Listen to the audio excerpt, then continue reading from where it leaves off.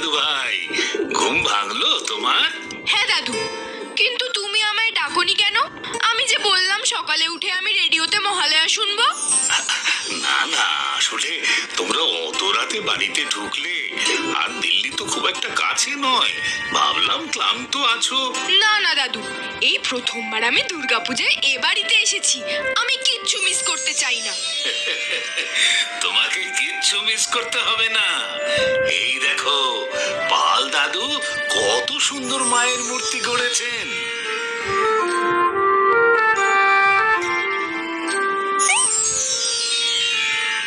আচ্ছা দাদু, বাকি ঠাকুরগুলো কোথায়?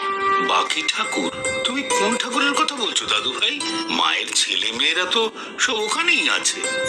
না না দাদু, আমি লক্ষ্মী, সরস্বতী, কার্তিক, গণেশ ওদের কথা বলছি না। তবে আসলে দিল্লিতে না আমাদের কম্পাউন্ডেও দুর্গাপুজোর সময় পুজো হয়, তবে ওখানে সেটাকে নবরাত্রি পুজো বলে। ও আচ্ছা আচ্ছা। হ্যাঁ গো দাদু, ওখানে না একদম অন্য রকমের প্রতিমা হয়, এমন 10 হাতওয়ালা দুর্গা ঠাকুর থাকে না, ওখানে নখানা মূর্তি থাকে জানো? হ্যাঁ হ্যাঁ, জানি তো। তুমি জানো? তাহলে এখানে অন্য ঠাকুর কেন? না না না, কোনো অন্য ঠাকুর নয় দাদু ভাই, সবই এক ঠাকুর, শুধু এক এক জায়গায় এক এক রূপে পূজিত হন। মানে?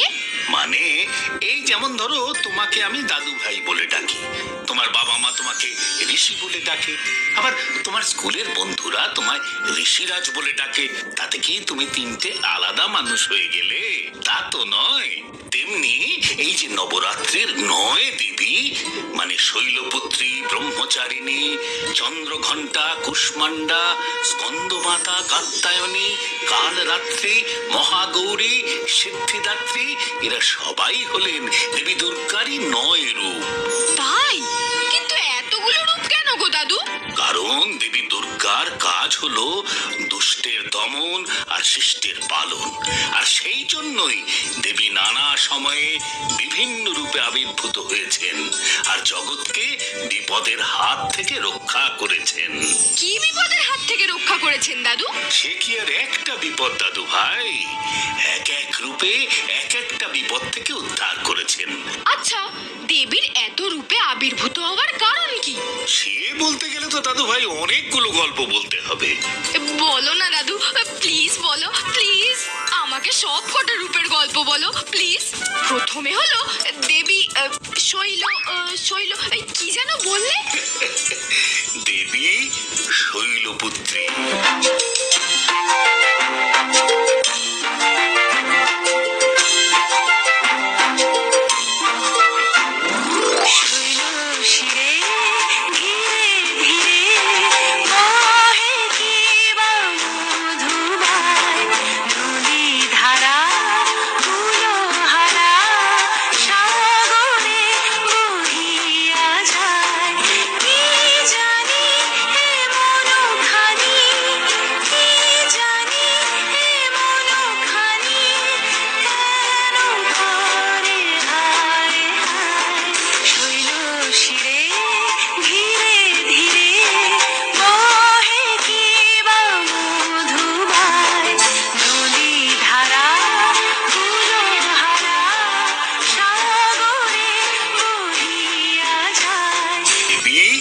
শৈলপুত্রী নবরাত্রির প্রথম দিন পূজিত হন দেবী শৈলপুত্রী। হিমালয় অর্থাৎ শৈলের পুত্রী বলে নাম তার শৈলপুত্রী। দেবী শৈলপুত্রীর কিন্তু আরো দুটো নাম আছে, পার্বতী আর হেমবতী। তৃতীয় গল্প দেবী ব্রহ্মচারিণীর গল্প। নবরাত্রির দ্বিতীয় দিনে দেবী ব্রহ্মচারিণীর পুজো হয়। ও বাবা, গল্পের মধ্যেও আবার আরেকটা গল্প, দেবী ব্রহ্মচারিণীর গল্প? হ্যাঁ, নবরাত্রির দ্বিতীয় দিনে দেবী ব্রহ্মচারিণীর পুজো হয়। দেবী শৈলপুত্রী কঠোর তপস্যা শুরু করলেন। প্রথম 1000 বছর তিনি ফল ফুল খেয়ে তপস্যা করলেন, তারপরের 100 বছর সবজি খেয়ে তপস্যা করলেন, আর শেষ 1000 বছর উনি শুধুমাত্র গাছের শুকনো পাতা খেয়ে তপস্যা করলেন।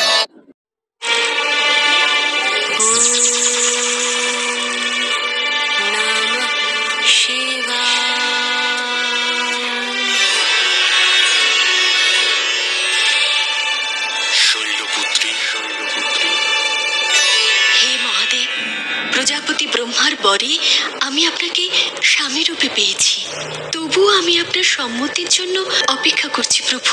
দেবী, তোমার তপস্যায় আমি মুগ্ধ। এই বিবাহে আমার পূর্ণ সম্মতি রয়েছে। আর যে ত্যাগ স্বীকার করে তুমি এই অসাধ্য সাধন করেছ, সেই ত্যাগের মূর্তি আজ থেকে দেবী ব্রহ্মচারিণী রূপে মর্তে পূজিত হবেন। ইনি হলেন দেবী ব্রহ্মচারিণী। ত্যাগ, তপস্যা, একাগ্রতা আর পবিত্রতার প্রতীক। নবরাত্রির দ্বিতীয় দিনে মানুষ সুখ, শান্তি ও সমৃদ্ধি কামনা করে দেবী ব্রহ্মচারিণীর পুজো করেন। তারপরে কি হলো দাদু? শিব ঠাকুরের সাথে পার্বতীর বিয়ে হলো? হ্যাঁ, বিয়ে তো হলো, কিন্তু তার আগে আরো অনেক কাণ্ড হলো। আরো কাণ্ড? কি কাণ্ড দাদু? বলো বলো বলো। আরে বলবোই তো, কারণ সেই কাণ্ডটাই তো আমার পরের গল্প, দেবী চন্দ্রঘণ্টার গল্প। দেবী চন্দ্রঘণ্টা নবরাত্রির তৃতীয় দিন পূজিত হন।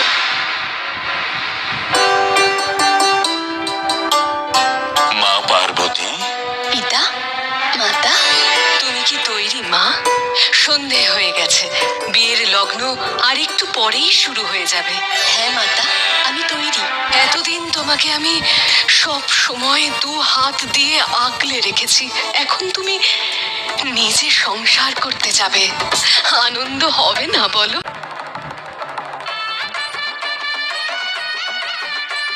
ও কিসের আওয়াজ? মহারানী, দেবাদিদেব চলে এসেছেন। ও মা, তাই বুঝি? চলো চলো চলো।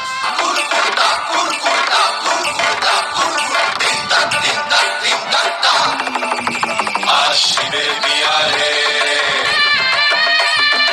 আজ শিবের বিয়ারে, তোর মাথায় দিয়ারে, বরযাত্রী এসে গেছে স্বয়ং বুকে নিয়ারে।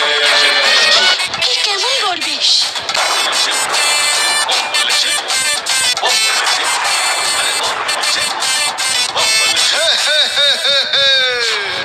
আমি দেবাদিদেব মহাদেব। কি দেখছি আমি? মা গো! মেনকা, মা! এসব কি মহাদেব? এমন সুদিনে আপনি কি অনর্থ বাঁধালেন? অনর্থ? তুমি কি বলছো পার্বতী? আমাকে বরণ করবে কখন? আমি তো তোমাকে বিবাহ করতে এসেছি। এটাই যে বিবাহের নিয়ম। নিয়ম? আপনি সত্যি নিয়ম, আচার, অনুষ্ঠান কোনো কিছু তোয়াক্কা করেন? কিন্তু আমি যে শ্মশানবাসী, সে কথা তো মিথ্যে নয় দেবী। না দেবাদিদেব, এই কাজটা আপনার ঠিক হয়নি। আজ আপনার স্বাভাবিক বর বেশি বিবাহ করতে আসা উচিত ছিল। আপনি দয়া করে পোশাক পরিবর্তন করুন। না পার্বতী, আর তুমিও যদি আমাকে নিয়ে লজ্জিত না হও, তাহলে সমস্যা কোথায়? তার মানে আপনি নিজেকে পরিবর্তন করবেন না, এমনকি আমার পিতামাতার ইচ্ছে অনিচ্ছের কথা ভেবেও নয়? না দেবী, আমি যেমন, তোমায় আমাকে সেভাবেই গ্রহণ করতে হবে। তাহলে তো আমার নিজেরও এই রানীর বেশে থাকার কথা নয়। একজন শ্মশানবাসী স্ত্রীর রূপ যেমন হওয়া উচিত, আমিও সেই রূপে আজ বিবাহ করব। আপনি যদি অঘোর রূপ ধারণ করেন, তাহলে আমিও হব দেবী চন্দ্রঘণ্টা। মা নিলেন চন্দ্রঘণ্টায়।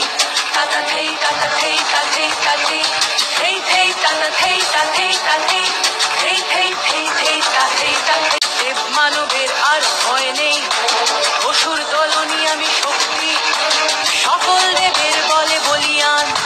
দেব মানবের আর ভয় নেই, অসুর দলনি আমি শক্তি, সকল দেবের বলে বলিয়ান। দেবরাজ ইন্দ্রের সবাহন, ঐরাবতের তেজে মহাদান, সহস্রাক্ষ এই ঘণ্টা, দানবগ্রস্ত এর বাদনে, চন্দ্রঘণ্টা তাই মোর নাম। এই হলেন দেবী চন্দ্রঘণ্টা।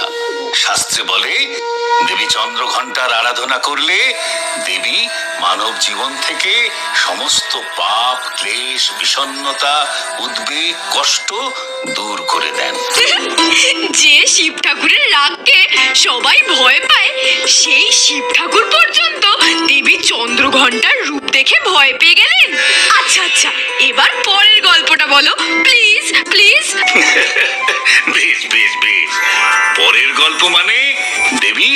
কুষ্মান্ডার গল্প। নবরাত্রির চতুর্থ দিনে পূজিত হন দেবী কুষ্মান্ডা।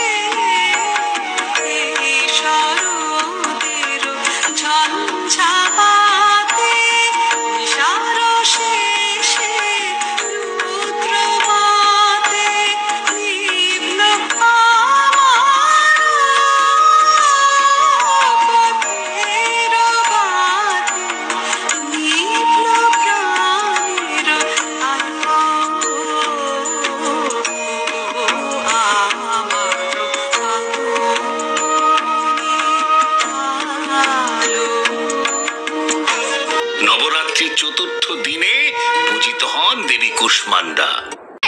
এবার তো দেবী স্কন্দ মাতা, উনি তো নবরাত্রির পঞ্চম দিনে পূজিত হন। বাহ দাদু ভাই, তোমার তো খুব ভালো স্মৃতিশক্তি। ঠিকই বলেছ। এবার আমরা দেবী স্কন্দমাতার গল্প শুনবো। শোনো না মা, কি হয়েছে? কি হয়েছে বলতো? বলছি মা, বলছি আমি আজ ওম শব্দের অর্থ জানতে পেরেছি, তাও নিজের চেষ্টায়। এই জন্য আমায় 12 কোটি স্তবকও পড়তে হয়েছে। বুঝতে পেরেছি, সেই জ্ঞান তোমার শরীর ও মনকে আরো শক্তিশালী করে তুলেছে, তাই তো? তুমি তো সব জানো মা। তা জানি, আর এও জানি আমার কার্তিক সোনা, আমার স্কন্দ এবার বড় হয়ে গেছে। মায়ের কাছে ছেলে মানুষই আবদার করতে, তার কোলে চড়ার বায়না করতে আর কখনো আসবে না। না মা, তোমায় ছাড়া আমার অস্তিত্ব কি? স্কন্দকে আর কজন চিনবে বলো? সবাই চিনবে স্কন্দ মাতাকে। আর তুমি যখন স্কন্দ মাতা রূপে পূজিত হবে, সেখানে আমিও তোমার ছেলে হিসেবে পূজিত হব মা। এবার আমায় কোলে নাও দেখি। তথাস্তু। স্কন্দ হলো দেব সেনাপতি কার্তিকের আরেক নাম। আর মাতা মানে মা, অর্থাৎ স্কন্দ মাতা মানে কার্তিকের মা। নবরাত্রির ষষ্ঠ দিনে পুজো হয় দেবী কাত্যায়নী। যে মা দুর্গা, সেই দেবী কাত্যায়নী। সবই তো আদি শক্তির রূপ দাদু ভাই। আচ্ছা, এবার তাহলে দেবী কালরাত্রির গল্পটা শোনাও। নবরাত্রির সপ্তম দিনে দেবী কালরাত্রির পুজো হয়।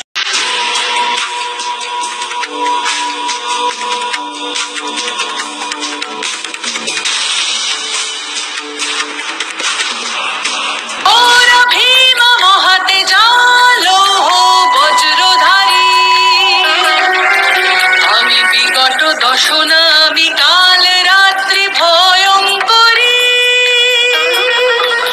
আমি বিগত দশনা, আমি কাল রাত্রি ভয়ঙ্করী।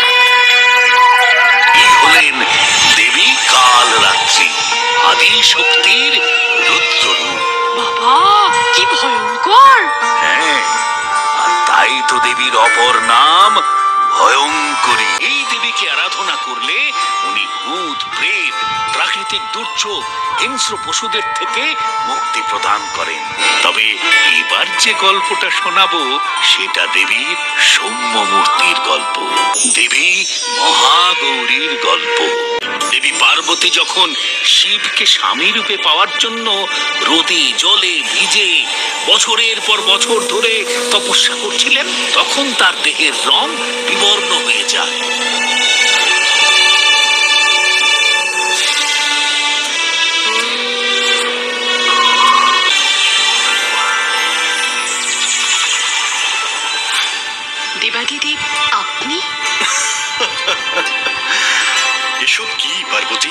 এ তোমার কেমন রূপ? কেন, কি হয়েছে? আর আপনি অমন করে হাসছেন কেন? তোমার রূপ যে রোদ জলে বিবর্ণ হয়ে গেছে পার্বতী। কি অদ্ভুত দেখাচ্ছে তোমাকে। উমা, তাই বুঝি? আমার জটা থেকে সৃষ্ট আকাশ গঙ্গার জলে তুমি স্নান করো, তাহলেই তুমি তোমার রূপের ঔজ্জ্বল্য ফিরে পাবে।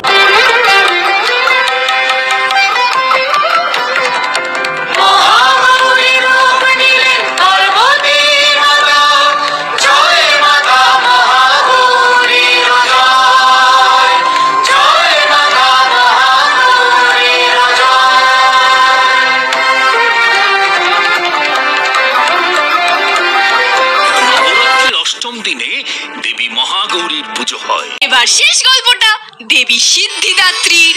হ্যাঁ, নবরাত্রির নবম দিনে অর্থাৎ শেষ দিনে পুজো হয় দেবী সিদ্ধিদাত্রী। দেবীর এমন নাম হলো কেন, দেবী সিদ্ধিদাত্রী? শিব ঠাকুর এই দেবীকে আরাধনা করেছিলেন, দেবী তাকে সিদ্ধি প্রদান করলেন। দেবী সিদ্ধিদাত্রীর আশীর্বাদে শিব হয়ে উঠলেন আরো শক্তিশালী। তবে শুধু শিবকেই নয়, ব্রহ্মা বিষ্ণুকেও সিদ্ধি প্রদান করেছিলেন। এই দেবী সিদ্ধিদাত্রীর মহিমা অপার। নারায়ণ নারায়ণ। হে মাতে, মর্তলোক প্রস্তুত আপনাকে মহিষাসুর মর্দিনী রূপে বরণ করার জন্য। পরমা প্রকৃতির এই দশভুজা মহিষাসুর মর্দিনী রূপ কিভাবে সৃষ্টি হলো তা শুনতে ইচ্ছা করি মাতা। হ্যাঁ দেবী। পুরাকালে মহিষ নামে এক অসুর ব্রহ্মার বরে বলিয়ান হয়ে উঠেছিল। মহিষের অত্যাচারে সকল দেবতা স্বর্গ থেকে বিতাড়িত হয়ে কাত্যায়ন মুনির আশ্রমে উপস্থিত হলেন। মহিষাসুর স্বর্গরাজ্যে বিরাজ করছে তখন। ত্রিভুবন তার অধীন হয়েছে।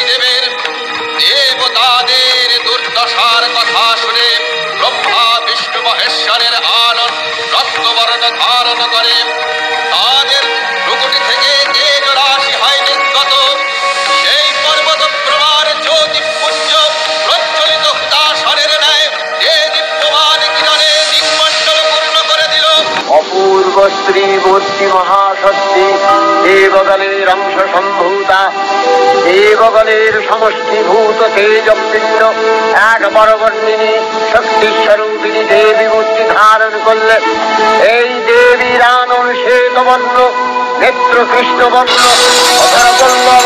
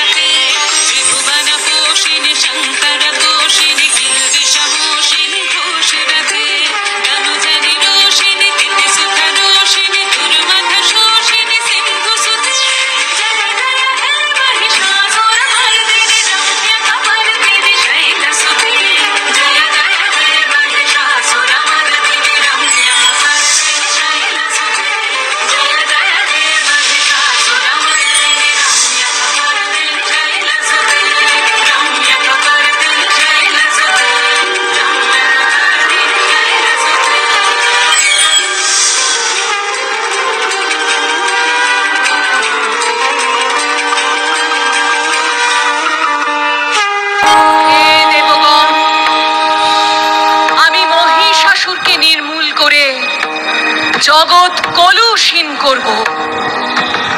আপনারা নির্ভয় হন, আমাকে অস্ত্র প্রদান করুন।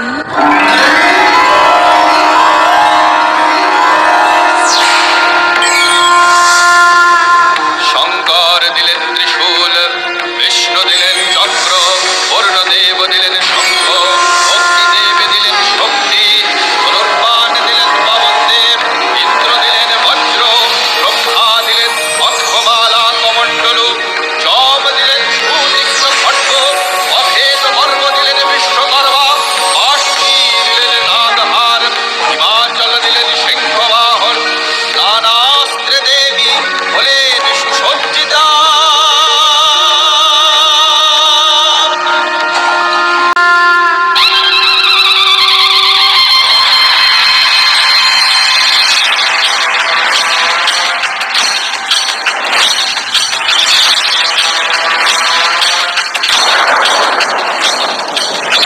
রে রে মহিষাসুর, তোর পাপের ধরা পূর্ণ হয়েছে। আমি আজ তোকে সম্মুখ সমরে আহ্বান করছি।